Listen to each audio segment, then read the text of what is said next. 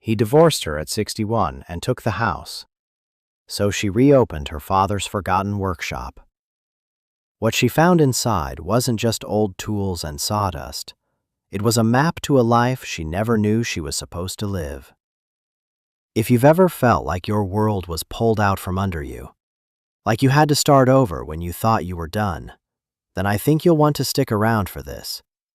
Hit that subscribe button, because this story is for all of us who have had to find our own way back. The pen felt heavy in my hand, heavier than it had any right to be. It was a cheap plastic thing, the kind the lawyer's office kept in a ceramic cup on the corner of the desk, probably taken by the dozen from some promotional event.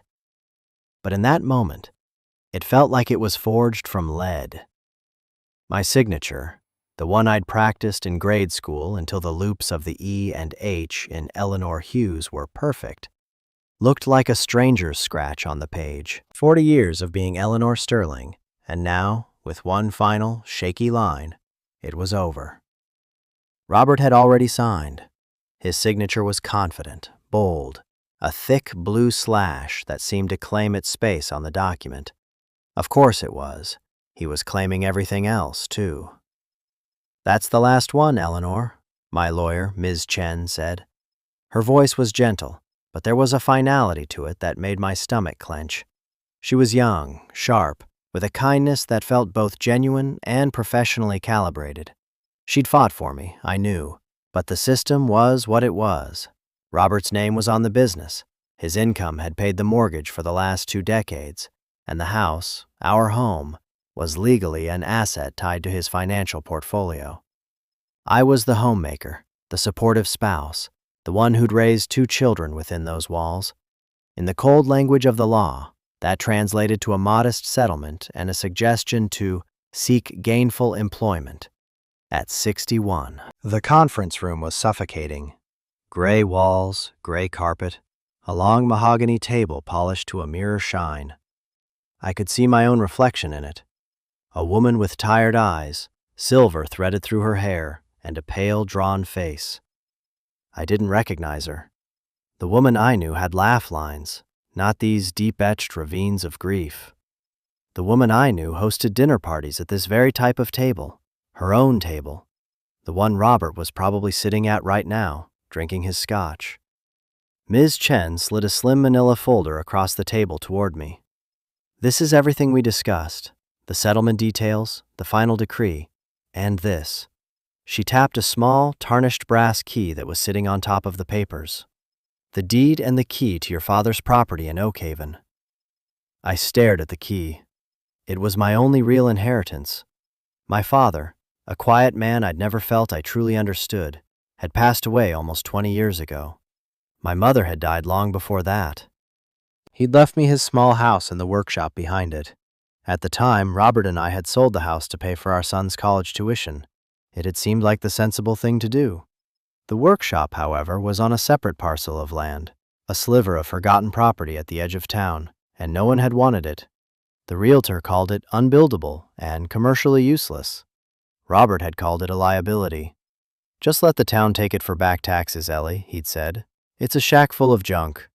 But I couldn't. It was the only thing that was solely my father's, solely mine.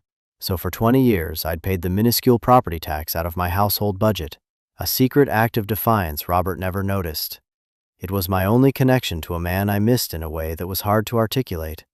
A dull ache for a presence that had always been steady, if distant. "Thank you," I managed, my voice a dry rasp. I picked up the key. The metal was cold against my palm. It felt like both a burden and a lifeline. I had 1 month to vacate the house on Sycamore Lane. My house, the one with the rose bushes I'd planted by the front walk, and the worn spot on the hardwood floor where the kids used to play with their toy cars. I had a small apartment lined up, a sterile 2-room box in a complex on the other side of the city. And I had this key, a key to a place I hadn't seen since I was a teenager, a place I only remembered as smelling of sawdust and turpentine. The drive back, not home, never home again, to the apartment was a blur. The city I'd lived in for 4 decades looked alien. The familiar streets felt like corridors in a maze I was suddenly lost in. The apartment was exactly as I'd left it that morning. A few boxes of clothes, a new mattress on the floor, a single lamp casting a lonely yellow circle on the beige wall. It smelled of fresh paint and emptiness. I dropped my purse on the counter and the brass key clattered out, skittering across the formica. I sank onto the mattress, the springs groaning in protest. The silence in the room was absolute, a stark contrast to the constant hum of life in the house. No hum of the refrigerator, no creak of the floorboards upstairs, no distant sound of Robert's television. The silence was a physical presence. It pressed in on me. I cried then. Not for Robert, not really. Not for the man he'd become, or maybe always was. I cried for the years, 40 years. I cried for the woman who had poured all of herself into a life that had been dismantled and auctioned off in a sterile conference room. I cried for the roses I wouldn't see bloom next spring. I cried because I was 61 years old and I was utterly, terrifyingly alone. The first week was a study in numbness. I unpacked my boxes, arranging my few belongings in the small space as if setting up a diorama of a life. I bought groceries I had no appetite to eat.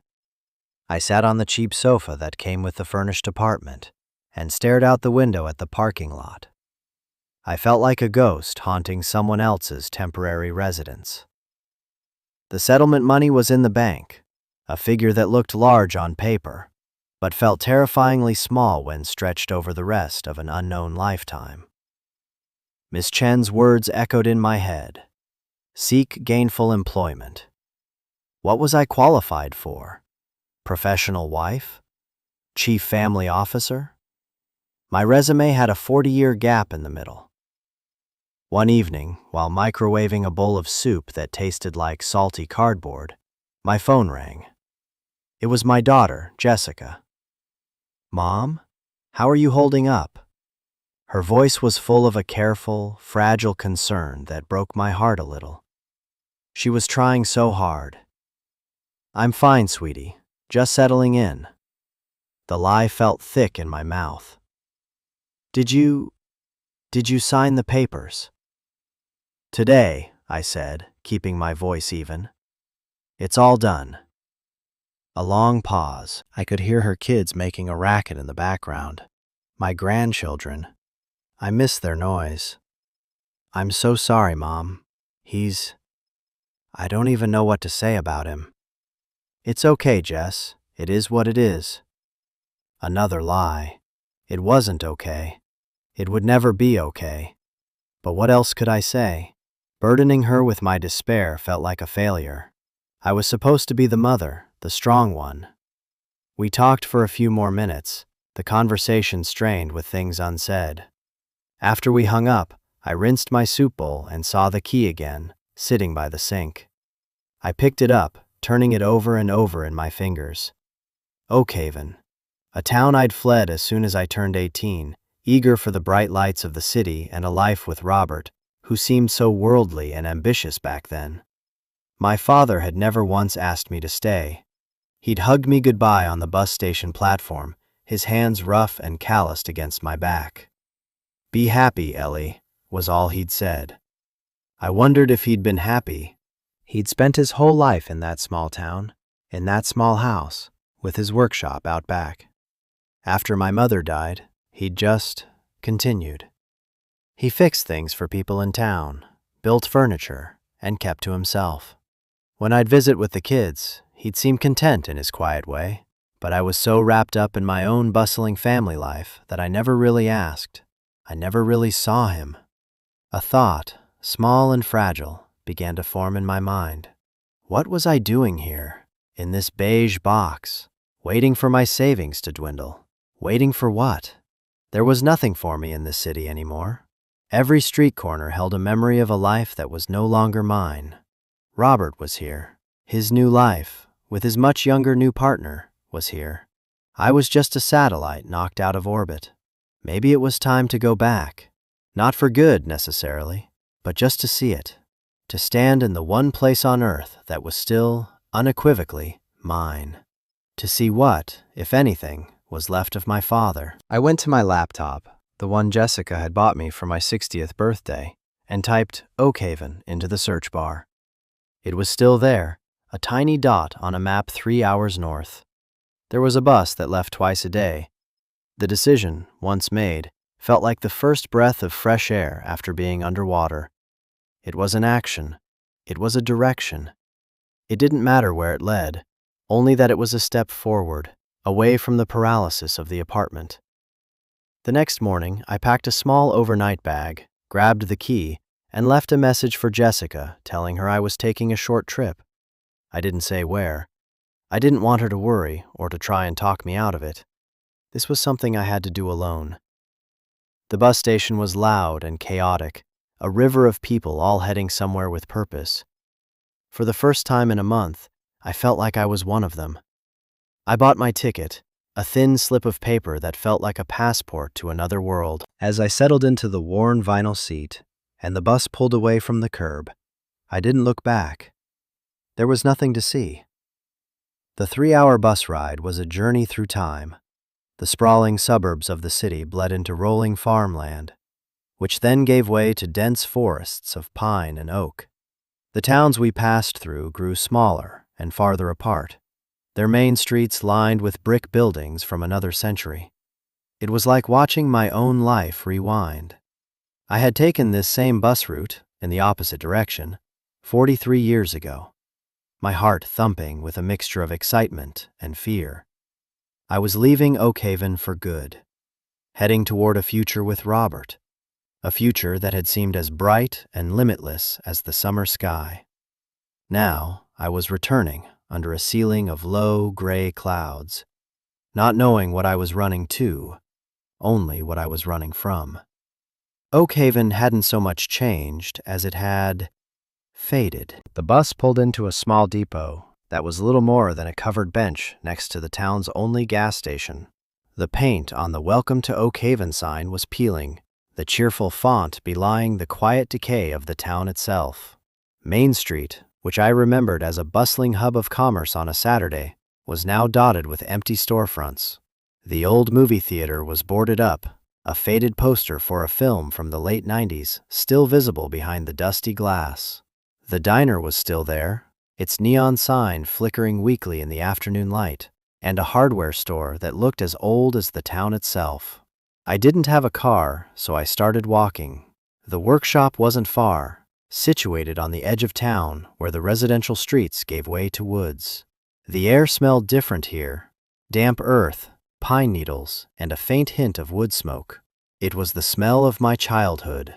My suitcase bumped along the cracked sidewalk, the sound echoing in the stillness. A few people nodded as I passed, their faces lined and unfamiliar. They were probably the children of the people I'd grown up with. In this town, I was a ghost from a past generation. My father's property was at the end of a gravel lane called Aspen Court. I'd forgotten the name until I saw the rusty street sign, half hidden by an overgrown lilac bush. And then I saw it. The workshop. It was smaller than I remembered, a simple, barn-like structure made of weathered gray wood with a rust-colored metal roof. It sagged slightly to one side, like an old man leaning on a cane. Weeds grew thick and high around the foundation, and a large oak tree, one that had been just a sapling in my memory, now spread its heavy branches over the roof. For a moment, I just stood there, at the end of the lane, my heart pounding a slow, heavy rhythm in my chest. It looked abandoned, forlorn. Robert's words came back to me. A shack full of junk. Maybe he was right.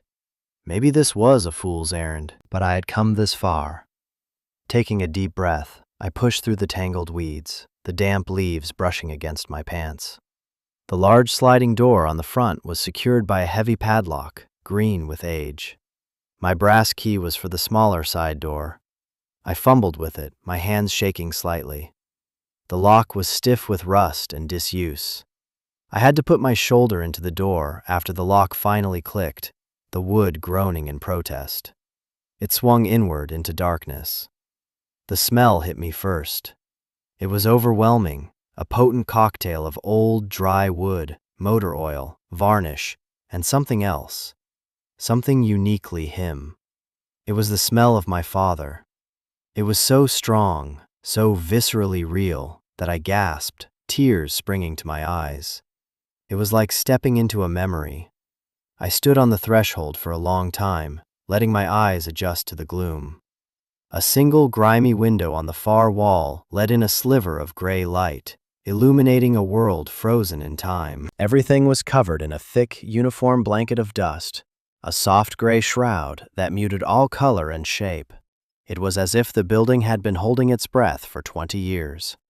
A long workbench ran the length of one wall, and I could just make out the silhouettes of tools hanging on a pegboard above it. Saws of different sizes, hammers, chisels, planes. In the center of the room stood a large, hulking shape covered by a canvas tarp. Piles of lumber were stacked neatly against the opposite wall, each pile separated by wooden spacers, just as he had always kept them. I took a tentative step inside, my shoes crunching on the dusty concrete floor. A beam of light from the open door caught the dust motes, making them dance in the air like tiny, frantic spirits. I ran my hand along the workbench, leaving a clean streak in the gray powder. Underneath, the wood was scarred and stained, marked by decades of work. I could almost see him standing there, his back slightly bent, his brow furrowed in concentration, a pencil tucked behind his ear. The feeling of his presence was so strong, it made the hairs on my arm stand up. I walked deeper into the space, exploring the geography of a place I'd only ever observed from a distance as a child. I was never allowed to touch the tools, but I would sometimes sit on a stool in the corner and watch him work, mesmerized by the way his rough hands could coax such beautiful shapes from a block of wood. He was a man of few words, and his workshop was his sanctuary, the place where he seemed most himself. My eyes were drawn to the shape under the tarp. With a sense of trepidation, I reached out and took a corner of the heavy canvas. It was stiff and smelled of mildew. I pulled. The tarp slid off with a dusty sigh, revealing a half-finished rocking chair. It was beautiful, crafted from a dark, rich cherry wood. The lines were elegant, the curves smooth and inviting. One of the rockers was fully formed, sanded to a silken finish. The other was still a rough-cut block, the pencil lines for the final shape still visible. He had been working on this when he died. The thought was a punch to the gut. He'd put down his tools one day, intending to pick them up the next, and had never come back. My fingers traced the smooth grain of the finished wood. Who was this for? A grandchild he hoped to have? A commission for someone in town? Or was he just making it for the love of the craft? I would never know. I sat down on a dusty wooden crate, the silence of the workshop wrapping around me like a blanket. It wasn't an empty silence like the one in the apartment. This silence was full. It was full of history, of work, of a life lived. For the first time since signing those papers, I didn't feel entirely alone. I felt a connection, a thread stretching back through time, to the quiet, steady man who had created this space. I spent the rest of the afternoon just being in the room. I touched the tools, their wooden handles worn smooth by my father's grip. I ran my hands over the stacks of lumber, reading the faded pencil marks on the ends of the boards. Oak, maple, walnut. This wasn't junk. This was a carefully curated collection of potential. It was a library of future creations. But my exploration also revealed the reality of the situation. The roof was leaking in one corner, a dark stain spreading across the ceiling joists. The single window was cracked, and a cold draft seeped through. The place needed work, a lot of work. As the sun began to set, casting long shadows across the floor, my gaze fell upon a small metal lockbox tucked away on a shelf beneath the workbench, almost completely hidden by a pile of rags. It was an old, olive-green cash box, the kind you might see at a flea market. It wasn't locked with a key, but with a simple combination dial. My father had never been a man for secrets. I wondered what could possibly be inside. Financial documents? Old photos? My heart quickened. I tried the obvious combinations first. His birthday, my mother's birthday, my birthday. Nothing. I sat on the floor, the cold of the concrete seeping through my jeans, and turned the box over in my hands. It was heavy. On the bottom, almost invisible under a layer of grime, were 3 numbers scratched faintly into the metal. 418. My breath caught. April 18th. The day I had left Oakhaven for the city. The day I had left him.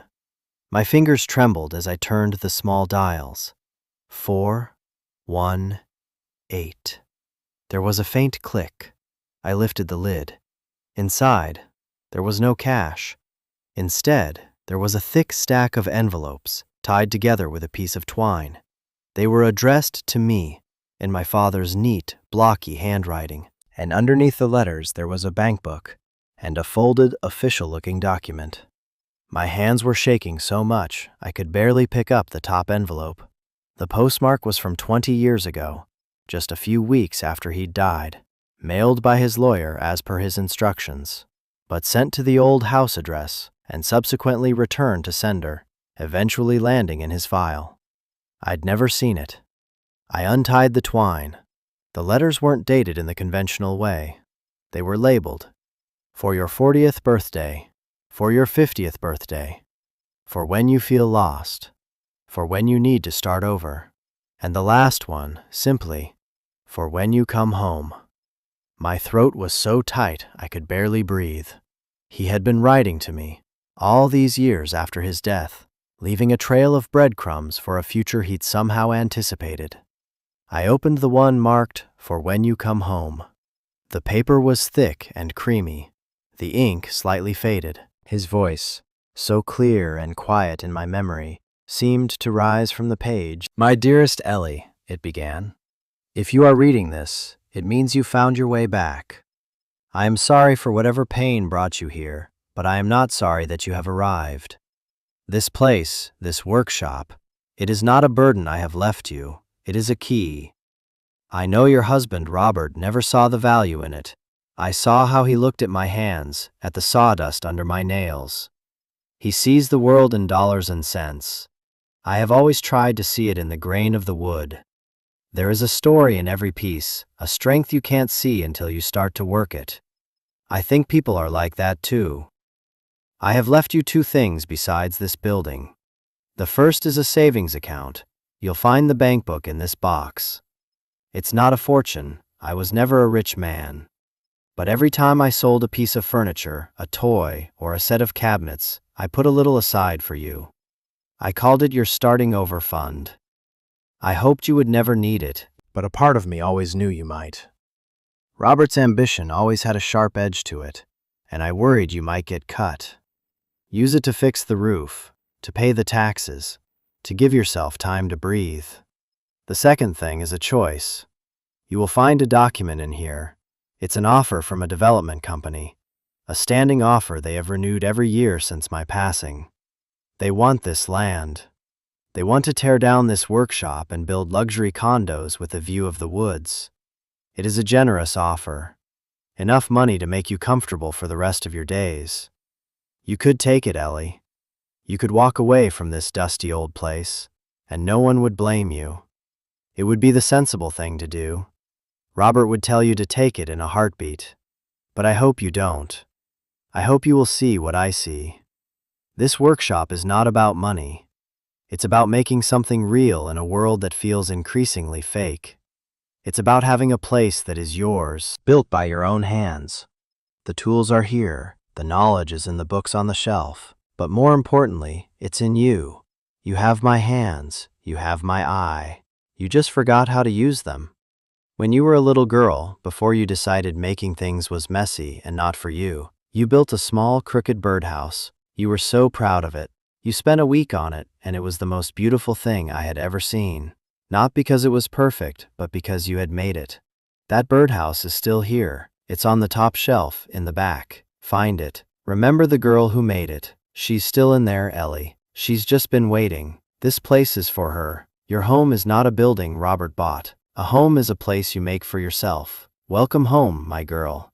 I was sobbing, fat, silent tears rolling down my cheeks and dripping onto the yellowed paper. I couldn't stop them. It was a deluge of grief and love and regret that had been dammed up for 20 years. Grief for the father I had never truly known. love for this incredible, posthumous gift, and a profound, aching regret for all the years I had misunderstood him, had seen his quiet life as small, when in reality it had been rich with a purpose I was only just beginning to comprehend. He had seen me. He had seen my future, my potential pain, and he had prepared a refuge for me. This wasn't abandonment. It was the most profound act of protection. I found the birdhouse. It was exactly where he said it would be, tucked behind a stack of old coffee cans full of nails and screws. It was just as I remembered, crooked, with a smear of blue paint on the roof and a nail driven in at a clumsy angle. I held it in my hands, the small, tangible proof of a part of myself I had buried long ago. The girl who made this hadn't been worried about what other people thought. She hadn't been trying to be a perfect wife or a perfect mother. She had just wanted to make something with her own 2 hands. The sun had set completely now, and the workshop was plunged into a deep, velvety darkness. My phone buzzed in my pocket, a harsh intrusion from the outside world. It was a text from Jessica. "Mom, are you okay? Where are you?" I looked around the dark, silent workshop. I looked at the letter in my lap, the bank book, the crooked birdhouse in my hands, and for the first time in a long, long time, I felt a flicker of something that wasn't fear or grief. It was a tiny, fragile spark, but it was there. It felt like hope. I typed back a simple reply. "I'm fine, sweetie. I'm home." The next morning, I woke up on a lumpy motel bed with a fierce determination I hadn't felt in years. The Oak Haven Inn was a relic from the 60s, with wood-paneled walls and a lingering smell of stale cigarette smoke. But it had a bed and a hot shower, and that was all I needed. I had spent half the night reading my father's other letters. Each one was a piece of a puzzle, a map of his heart and his hopes for me. He wrote about his craft, about the satisfaction of turning a rough piece of maple into a smooth, gleaming tabletop. He wrote about my mother, about their life together in this small town, a life of simple joys I had been too young and restless to appreciate. He wrote about me, about his pride in my kindness, and his worry about my tendency to put everyone else's needs before my own. It was a conversation we'd never had in life, a connection forged across the gulf of time and death. The letter about the development company, Northwood Properties, was clipped to their most recent offer. The figure was staggering. It was more than my settlement from Robert. It was, forget your troubles, move to Florida money. The sensible part of my brain, the part that had been trained for 40 years to value security and comfort, screamed at me to take it. I could buy a nice little condo, travel, live a life of ease. I wouldn't have to worry about a leaking roof or learning how to use a table saw at 61. It was the easy way out, but my father's words echoed in my head. A home is a place you make for yourself. The house on Sycamore Lane had been Robert's house. The sterile apartment was a holding cell. This workshop, this was different. It felt like a foundation. I walked to the diner I'd seen yesterday, the bell above the door chiming cheerfully as I entered. The smell of coffee and bacon was thick in the air.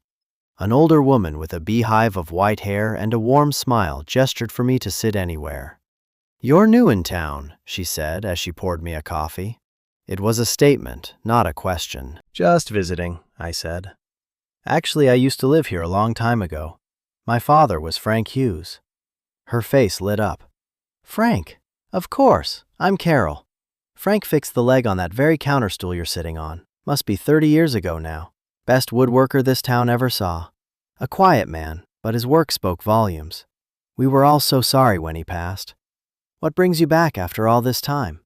"He left me his workshop," I said, the words feeling solid and real as I spoke them. Carol's smile faltered slightly. "Oh, that old place. I hear Northwood Properties has been trying to buy up that whole stretch of land for years. They want to put in some fancy resort townhouses, pushing out a lot of the old families. So it wasn't just me. It was a fight for the town itself." The thought solidified my resolve. I spent the morning at the Oak Haven Public Library, a small brick building with a surprisingly fast internet connection. I looked up Northwood Properties. They were a large, aggressive development firm, known for buying up land in small, economically depressed towns, building high-end properties that priced out the locals, and changing the character of the community forever. Their file was full of lawsuits and bitter zoning battles. They weren't just a company. They were a force, an engine of displacement. Then I went to the bank. It was the same bank my father had used, though it had changed names 3 times. The young bank manager was skeptical at first, but the account book was legitimate. When he pulled up the account, his eyes widened slightly. My father, through his quiet, steady work and frugal living, had saved over $50,000, the starting over fund. It was enough to fix the roof, install a small bathroom and kitchenette, and live for a year without touching my settlement money. It was enough to give me a fighting chance. That afternoon, I called Ms. Chen. "Eleanor, I was worried. Are you all right?" "I'm better than all right," I said, a smile in my voice. "I'm in Oak Haven. I've decided not to sell my father's property." There was a pause on the other end of the line. "Eleanor, are you sure? I've seen the Northwood offer. It's substantial. Legally, it's the cleanest and most profitable path forward for you." "I know," I said, "but it's not the right path. My father left me this place for a reason. I'm going to fix it up. I'm going to live here." The words came out before I'd even fully formed the thought, but they felt true. "Live in a workshop?" Ms. Chen sounded concerned. "There are zoning laws, Eleanor. You can't just set up a residence in a commercial building." "Then we'll fight to get it rezoned. We'll fight them. Can you look into Northwood Properties for me? Find out what their plans are, what their weaknesses are. I'm using my father's savings to retain you. I'm not selling." I could almost hear her mind shifting gears, moving from empathetic counsel to legal strategist. "Okay," she said, her voice now crisp and professional. "Okay, Eleanor, let me see what I can find. But be prepared. These people don't give up easily." My choice was made. The next few weeks were a blur of frantic, purposeful activity. I hired a local contractor, a gruff man named Bill who remembered my father, to assess the workshop. "Good bones," he grunted, tapping a solid oak beam with his knuckles. "Frank built this place to last. Roof needs work, and you'll need to run proper plumbing and electrical if you want to live here, but it's doable." While Bill and his small crew worked on the essentials, I began the colossal task of cleaning out the workshop. It was archaeology. Every layer of dust and grime I removed uncovered another piece of my father's life. I found old sketches for furniture, tucked inside books. I found receipts for exotic woods from suppliers halfway across the country. I found a box of hand-carved wooden animals he'd made for me when I was a child, each one worn smooth from hours of play. I started at one corner and worked my way through, methodically. I swept away 20 years of dust. I washed the grime from the window, letting in the full light of day for the first time in a generation. The room was transformed. What had seemed dark and spooky was now revealed to be a cathedral of craft, the high ceilings and massive beams giving it a sense of space and reverence. I organized the tools, cleaning the rust from the metal and oiling the wooden handles. I held each one, feeling its weight and balance, trying to imagine the thousands of times my father's hands had held it in the exact same way. The local community, slowly but surely, started to take notice. Carol from the diner would drop off coffee and sandwiches. The man at the hardware store, a grandson of the original owner, gave me a discount on supplies. "Your dad was a good man," he said. "He helped my grandfather build the shelves in this store. Glad to see the lights on in his shop again." People would stop by, drawn by the sounds of hammering and the sight of progress. They'd share stories about my father, small anecdotes that painted a portrait of a man I was only now getting to know. The man who fixed a child's broken sled for free, who built the most beautiful hope chests for all the new brides in town, who could listen for an hour and say only 3 words, but they would be the exact right words. The work was hard. My muscles ached in ways I didn't know they could. I got splinters and bruises. Some nights I'd collapse onto the cot I'd set up in a cleared corner, too exhausted to even eat. And in those quiet moments, the doubt would creep in. What was I doing? I was a 61-year-old woman with no experience, trying to resurrect a derelict building, and a life I didn't know how to live. The first letter from Northwood Properties arrived a month after I started. It was delivered by courier, a thick, creamy envelope with an embossed logo. The tone was friendly, almost patronizing. It was a renewal of their previous offer, with a slight increase as a gesture of goodwill. It mentioned the significant tax burden and maintenance costs of such a property, and gently suggested that a woman in my position would be better off taking the generous cash offer. I read it, and I felt a surge of cold anger. A woman in my position. They saw me as weak, as an easy mark. They saw a grieving, divorced woman who would be easily intimidated by a big number on a piece of paper. They had no idea who my father was, and they had no idea who I was becoming.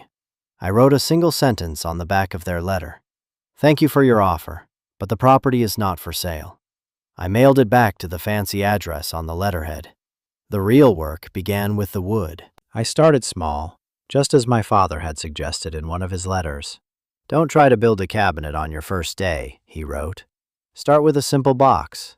Learn how the wood cuts, how it feels, how it smells. Listen to it." So I did. I took a piece of scrap pine and, following the instructions in one of his old woodworking books, I tried to make a simple, square box. My first attempt was a disaster. The cuts were crooked, the joints didn't line up. It was frustrating, humbling work. But I kept at it. I spent a whole day just learning how to use a handsaw properly, the rhythm of the push and pull, the way to follow a straight line. I learned the sharp, clean scent of freshly cut pine, the feathery feel of sawdust on my skin. Slowly, painfully, I got better. My second box was less crooked. My third had joints that were almost flush. On my 10th try, I produced a small, sturdy pine box that was square and true. I sanded it for hours, just as he'd taught, until the wood felt like silk under my fingertips. I held it in my hands, this simple object that I had made, and I felt a jolt of pride that was more satisfying than anything I had felt in years. It was real. It was tangible. I had created it. The second letter from Northwood arrived a few weeks later. The tone was no longer friendly. It was a formal, legalistic document from their lawyers, outlining their intention to petition the town council for a zoning variance for their development project. It implied that my hobbyist workshop was a blight on the community, and that their project would bring jobs and tax revenue. It was a clear threat. They were going to try and force me out. I called Ms. Chen. "They're playing hardball," she said, after I read her the letter. "But I've been doing some digging. Their project is contingent on acquiring your parcel. Without it, their access to the main road is compromised and the layout doesn't work. You, Eleanor, are the linchpin. They need you to sell." That knowledge was a shield. I wasn't just a nuisance to them, I was an obstacle. "Also," she added, "I've been talking to some people in Oakhaven. Northwood has made a lot of promises, but they have a history of not delivering. And a lot of the older residents are not happy about this development. You might have more allies than you think." That night, I couldn't sleep. I walked through the workshop, now clean and organized, the moonlight streaming through the newly paned window. My small living area was taking shape in one corner, a bed, a small table, a hot plate. The rest of the space was dedicated to the work. I ran my hand over the half-finished rocking chair my father had left behind. For weeks I had been afraid to touch it, afraid of ruining his last piece of work. But now, looking at it, I didn't feel fear. I felt a sense of continuation. I picked up a spokeshave from the workbench, a beautiful tool with a brass fitting and a cherry wood handle. I ran my thumb over the blade. It was still sharp. I took a deep breath and placed the blade against the rough-cut wood of the unfinished rocker. I drew it toward me. A thin, perfect curl of cherry wood peeled away, releasing a faint, sweet scent into the air. I did it again and again. The rhythm was soothing, meditative. I wasn't just finishing his work. I was picking up where he left off. We were building it together. The town council meeting was held in the Oakhaven Community Hall, a drafty room with fluorescent lights and rows of folding chairs. The room was packed. I was nervous, my hands clammy, my heart thudding against my ribs. On one side of the room sat the representatives from Northwood Properties, two men in sharp, expensive suits who looked profoundly out of place. On the other side were the townspeople. I saw Carol from the diner, the hardware store owner, Bill the contractor, and dozens of other faces I was starting to recognize. They nodded at me, offering small, encouraging smiles. The Northwood lawyer spoke first. He was slick and polished, with a PowerPoint presentation full of glossy architectural renderings and impressive-sounding financial projections. He talked about progress, about revitalization, about bringing Oakhaven into the 21st century. He painted a picture of a dying town that their project would single-handedly save. He referred to my property as a derelict and underutilized parcel that was standing in the way of prosperity for everyone. When it was my turn to speak, my legs felt weak as I walked to the podium. I hadn't prepared a speech. I just had the truth. I looked out at the faces in the crowd, and I started to talk. "My name is Eleanor Hughes," I began, my voice trembling slightly at first. "My father was Frank Hughes. Some of you remember him. He built this town. Not all of it, of course, but pieces of it. He built the shelves in the hardware store, the pews in the church, the bar at the tavern. He fixed your chairs and built your children's cradles. He believed in making things that last." I paused, taking a breath. The men from Northwood Properties talk about building, but what they want to build isn't for us. It's for people who will come here and see our home as nothing more than a pretty view from their condo window. They talk about progress, but it looks to me like they're trying to erase our past. My father's workshop isn't a derelict parcel. It's my home, and it's a part of Oakhaven's history. It represents a different kind of value. The value of craft, of community, of putting down roots and building something with your own two hands. That's a kind of progress, too. And it's the kind of progress I intend to fight for. When I finished, the room was silent for a moment. And then someone started to clap. It was Carol. Then Bill joined in. And soon the whole side of the room filled with townspeople was applauding. The men in suits looked stunned. They had expected an easy victory, not a rebellion. The town council, seeing the tide of public opinion, voted to table the zoning petition pending a community impact review. It wasn't a final victory, but it was a battle won. We had bought ourselves time. After the meeting, people crowded around me, shaking my hand, telling me their own stories about my father. I realized I wasn't just fighting for a building. I was fighting for a collective memory. That night, I didn't feel like a divorced, displaced woman anymore. I felt like Frank Hughes's daughter, and I felt like I belonged. Life settled into a new rhythm. The workshop became a hub. People would stop by, not just to see the progress, but to talk. I started taking on small jobs, just as my father had. I repaired a wobbly table for Carol. I built a set of bookshelves for the library. I started to make my own small things. Cutting boards from beautiful pieces of scrap maple, small carved birds, simple shaker-style stools. I wasn't my father. My joints weren't as perfect, my finishes not as flawless. But my work was honest, and people seemed to appreciate it. I set up a small table out front on Saturdays, and I always sold everything I made. It wasn't much money, but it was mine. I had earned it. One afternoon, a car I didn't recognize pulled up the lane. A woman got out. It was Jessica. She stood for a moment, just looking at the workshop, at the sign I had hung above the door. Hughes Woodworking, established 1958. "Mom?" she said, her voice full of wonder. I wiped my sawdust-covered hands on my jeans and hugged her. "What are you doing here?" "I had to see," she said, looking around the workshop, at the tools on the walls, the stacks of wood, the rocking chair, now fully finished and gleaming in the afternoon sun. "You sound so different on the phone. Happier." "I am happy," I said, and I was surprised by how true it was. It wasn't the giddy, carefree happiness of my youth. It was something quieter, deeper. It was the solid, sturdy happiness of a well-made joint. She picked up one of the small boxes I'd been making. "Grandpa would be so proud of you." "I think he is," I said, my eyes welling up. The fight with Northwood Properties dragged on for another year. They tried legal threats. They tried to buy out my neighbors. They tried to portray me as a stubborn old woman holding back the town. But the community held firm. Ms. Chen was a brilliant lawyer, finding every loophole, every environmental regulation, every historical preservation argument she could. We became a local news story, the classic David and Goliath tale. In the end, facing a protracted and expensive legal battle, with a community that was united against them, Northwood finally withdrew their proposal. They sold the land they had acquired to a local conservation trust. The woods behind my father's workshop would be preserved forever. The day I got the news, I didn't celebrate with a party. I went into the workshop, picked up a piece of walnut, and began to work. The feel of the plane smoothing the wood, the scent of the shavings, the quiet focus of the task, that was my celebration.